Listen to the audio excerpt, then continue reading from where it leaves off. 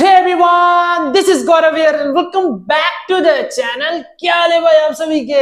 एकदम सब बढ़िया। कैसे आप सभी? तो पढ़ाई लिखाई अच्छा चल रहा होगा क्योंकि क्लास 12 के साथ साथ क्लास 11 का भी अब एग्जाम होने वाला है। तो सारे बच्चे टेंस थे, इसीलिए मैंने आप बच्चों के लिए 15 डेज का मैराथन रन करने का सोचा यूट्यूब पे, जिसमें कि मैं आप लोगों को करवाऊंगा सारे एमसीक्यू। ये तो आप लोगों को पता चल गया होगा। इस वीडियो में बेसिकली हम लोग बात करने वाला है स्टैटिस्टिक्स का सारा फॉर्मूलाज, यानी सारे चैप्टर, सारे न्यूमेरिकल्स के फॉर्मूला। और ये वीडियो बेसिकली दो पार्ट में होगा, जो भी ये वाला सीन चलेगा। यानी आज मैं कुछ चैप्टर का फॉर्मूला बताऊंगा और नेक्स्ट वीडियो में कुछ चैप्टर का फॉर्मूला बताऊंगा। तो चलिए जल्दी वीडियो को स्टार्ट करते हैं और देखते हैं क्या क्या फॉर्मूला है। Let's begin.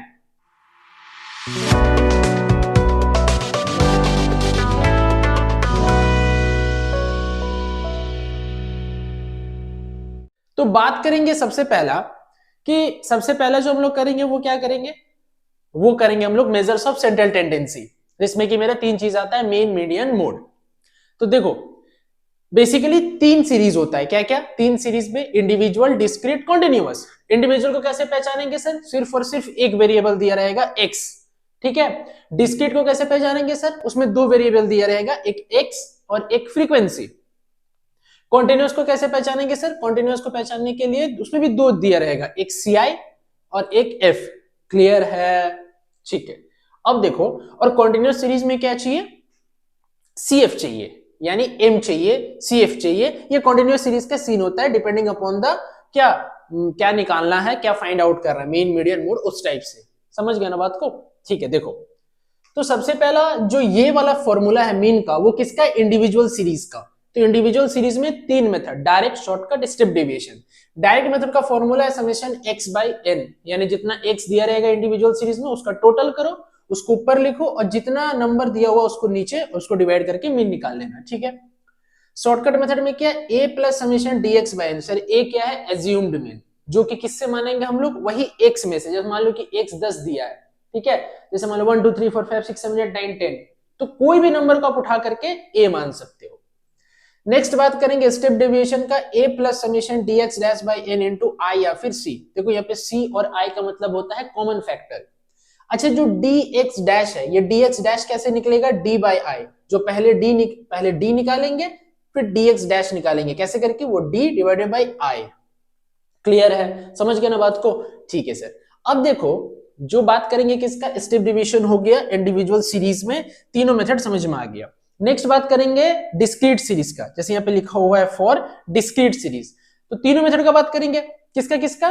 Direct method, shortcut method, step deviation method. तो डायरेक्ट मेथड में क्या कहा गया है? डायरेक्ट मेथड में होता है x bar is equals to summation fx by summation f, यानी फ्रीक्वेंसी इंटू जो x दिया रहेगा, दो वेरिएबल दिया रहेगा, मैंने बताया। शॉर्टकट मेथड में क्या होता है? Mean is equals to assumed mean plus summation f dx। देखो यहाँ पे dx था क्योंकि सर यहाँ पे सिर्फ और सिर्फ x वेरिएबल होता है, यहाँ पे सर f और x दो वेरिएबल होता है, इसीलिए सर यहाँ पे f आ गया। देखो f dx, देखो दोनों सेम है, समेशन dx, बस बीच में f आ गया। समझ गए बात को? और नीचे n। अब ये भी फॉर्मूला सेम होगा, देखो a plus summation dx dash by n, a plus summation dx dash by n, लेकिन यहाँ पे क्या आ गया? f, क्योंकि यहाँ पे f फ्रीक्वेंसी है। क्लियर है एकदम से? तो यहाँ पे f फ्रीक्वेंसी होने के कारण क्या, ये वाला सेम फॉर्मूला है, बस f आ जा रहा है, ठीक है। तो ये तीनों मेथड हो गया किसका? डिस्क्रीट सीरीज का। समझ गए बात को? अब आते हैं कॉन्टिन्यूअस सीरीज में। देखो कॉन्टिन्यूअस सीरीज में क्या है? डायरेक्ट मेथड में क्या होगा?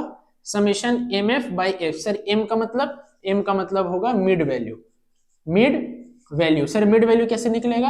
अपर plus lower divided by 2, upper class interval plus lower class interval divided by 2। समझ गए बात को? शॉर्टकट मेथड में क्या बोला गया है? a plus summation F D X by summation f। सबसे पहले d निकालेंगे, फिर फ्रीक्वेंसी से इंटू करके एफ डी निकाल देंगे और समेशन f का टोटल।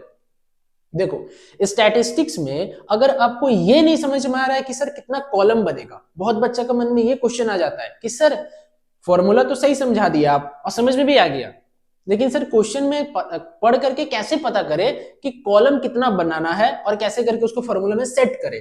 देखो ध्यान से सुनना क्या बता रहे हैं। जब भी ये समझ नहीं आए कि फॉर्मूला सॉरी कॉलम कितना बनाना है, तो फॉर्मूला को पीछे से पढ़ना। क्या करना, फॉर्मूला को पीछे से पढ़ना। देखो एफ का कॉलम है, हाँ सर रहेगा, एम का नहीं रहेगा, यानी एम का एक कॉलम बनेगा, ठीक। अब क्या चाहिए, एम इंटू एफ, यानी एम एफ का कॉलम बनेगा, बस एक एम का कॉलम बनेगा, एक एम एफ का कॉलम बनेगा, तो डायरेक्ट मेथड बन जाएगा, ठीक है। अब आ जाओ, अब क्या करेगा सर, डी, सर डी का कॉलम बनेगा और एक F into D, F D का कॉलम बनेगा। सर डी कैसे निकलेगा, डी निकलेगा एम माइनस ए, जो मिड वैल्यू निकालेंगे ना उसमें से किसी को भी ए मान लेंगे एज्यूम्ड मीन, और फिर एम माइनस ए करके डी निकल जाएगा। समझ गए बात को, इसको पीछे से पढ़ो, A plus summation F D X by summation F into Y. इसको कैसे निकलेगा, सर पहले डी निकालेंगे, फिर डी डैश निकालेंगे, फिर उसको एफ इंटू डी डैश करेंगे तो एफ डी डैश निकल जाएगा। समझ गया ना बात को, क्या बोले, सबसे पहले डी निकालेंगे, डी निकालने के बाद डी डैश निकालेंगे, डी डैश निकालने का क्या फॉर्मूला होता है sir, same formula D by I, ठीक है। उसके बाद क्या करेंगे sir, F into D dash करेंगे तो एफ डी डैश निकल जाएगा, यानी 3 कॉलम बनाना पड़ेगा बेसिकली, 4 कॉलम सॉरी, क्योंकि मिड वैल्यू नहीं होगा तो डी नहीं निकलेगा, और डी नहीं निकलेगा तो डी डैश नहीं निकलेगा, और डी डैश नहीं निकलेगा तो फिर एफ डी डैश नहीं निकलेगा, यानी सबका जड़ कौन है, एम है मिड वैल्यू, यानी मिड वैल्यू सब में निकलेगा। तो बेसिकली 4 कॉलम बनाना है, किसमें, इसमें, यानी इसमें 2 कॉलम, इसमें 3 कॉलम, इसमें 4 कॉलम। समझ गए, वेरी गुड। अब आ जाओ, अब क्या है देखो, कंबाइंड मीन, कंबाइंड मीन का फॉर्मूला क्या है, mean 1 2 is equals to n1 mean 1 plus n2 mean 2 by n1 plus n2, ये वाला हो गया फॉर्मूला, ठीक है, कंबाइंड मीन का। वेटेड मीन का क्या है, mean is equals to summation w x by summation w, mean is equals to summation w x by summation w, यानी वेट दिया रहेगा और x दिया रहेगा, दोनों को इंटू करेंगे, ऊपर में लिखेंगे, और फिर w का टोटल उसको नीचे में, दोनों को इंटू करके टोटल ऊपर में लिखेंगे और w का टोटल नीचे, दोनों को डिवाइड करेंगे तो क्या निकल जाएगा, mean under which condition, weighted mean condition. Clear है एकदम से, शाबाश। अब देखो मीडियन क्या है, अगर मीडियन में भी 3 सीरीज, इंडिविजुअल, डिस्क्रीट, कॉन्टिन्यूअस, अगर इंडिविजुअल सीरीज है तो जो नंबर दिया रहेगा आपका सीक्वेंस में, जो आपको नंबर मिलेगा उसको सबसे पहले आप असेंडिंग ऑर्डर में क्या अरेंज कर लेना। मान लो फॉर एग्जांपल 30, 27, 21, 19, 40 ये दे दिया, अब असेंडिंग ऑर्डर में अरेंज करना है तो सबसे पहले 19 आएगा, फिर 21, फिर 27, फिर 30 और फिर 40। समझ गए, तो ऐसे करके आपको अरेंज करना है, फिर उसका हिसाब से क्या ये वाला फॉर्मूला लगाना है, n plus 1/2th item, n कितना है, n कितना है, जितना आपका इंडिविजुअल में रहेगा उसको प्लस 1/2, जैसे 1 2 3 4 5 है तो 5 प्लस 1/2 यानी कितना 6/2, तो 2 3 जाए यानी थर्ड आइटम यानी 1 2 3 27 हो जाएगा मीडियन। क्लियर है। अब आ जाओ डिस्क्रीट सीरीज के लिए, first of all calculate CF, सबसे पहले आपका F दिया रहेगा, उस F से आपको CF बनाना पड़ेगा, और CF कैसे बनाता है आप लोगों को पता है, फिर वो CF बना करके size of n plus 1/2th item, same formula. अब आ जाओ क्या है कॉन्टिन्यूअस सीरीज में, first of all calculate CF, सबसे पहले CF निकाल लो, फिर ये वाला फॉर्मूला लगाओ, यानी यहां तक डिस्क्रीट सीरीज जैसे ही चलेगा, यहां तक डिस्क्रीट सीरीज जैसे ही चलेगा, उसके बाद ये बड़ा वाला फॉर्मूला, समझ गया ना, कौन वाला, m is equals to L1 plus n/2 minus CF by F into I, ये बड़ा वाला फॉर्मूला, यानी कॉन्टिन्यूअस और डिस्क्रीट में 50% ऑलमोस्ट सेम है, जो नेक्स्ट 50% है वो है बड़ा वाला फॉर्मूला, याद रखने का है। क्लियर है, ठीक है। अब आ जाओ मोड में, मोड में भी 3 series, individual, discrete, continuous. Individual में क्या बोला गया, नंबर ऑफ आइटम रिपीटेड, कोई एक नंबर रहेगा जो ज्यादा बार रिपीट होगा उसी को मोड होगा, वही मोड आंसर होगा, समझ गए। जैसे मान लो कि 1 2 2 3 2 4 6 2 5 7 2, समझ गया ना। तो देखो 2 सबसे ज्यादा बार रिपीट हुआ है, 1 2 3 4 5 बार रिपीट हुआ, यानी जो मोड है, जो M0 या फिर Z मोड का ये सिंबल होता है, वो क्या है 2 इंडिविजुअल सीरीज में, ठीक है। डिस्क्रीट सीरीज में क्या करना पड़ेगा, आपको ग्रुपिंग टेबल और एनालिसिस टेबल बनाना पड़ेगा। कॉन्टिन्यूअस सीरीज में क्या करना है, ग्रुपिंग टेबल, एनालिसिस टेबल बनाने के बाद ये बड़ा वाला फॉर्मूला लगाना है। बड़ा वाला फॉर्मूला क्या है sir, M0 is equals to L1 plus F1 minus F0 by 2F1 minus F0 minus F2 into I। Clear है? यानी मीडियन और मोड में डिस्क्रीट और कॉन्टिन्यूअस 50% सेम हो रहा है, नेक्स्ट जो 50% है वो सिर्फ क्या, फॉर्मूला वाला काम कर रहा है। ठीक है, तो जो अब करने वाले वो है कोरिलेशन का। पहला वाला था मेजर्स ऑफ सेंट्रल टेंडेंसी, अब जो होगा कोरिलेशन का होगा। तो ध्यान से देखना क्या है। सबसे पहला है Karl Pearson coefficient of correlation, उसके बाद है स्पीयरमैन रैंक कोरिलेशन। अब देखो फॉर्मूला देख करके माथा पर चकरा गया सर, इतना सर हार्ड फॉर्मूला सर।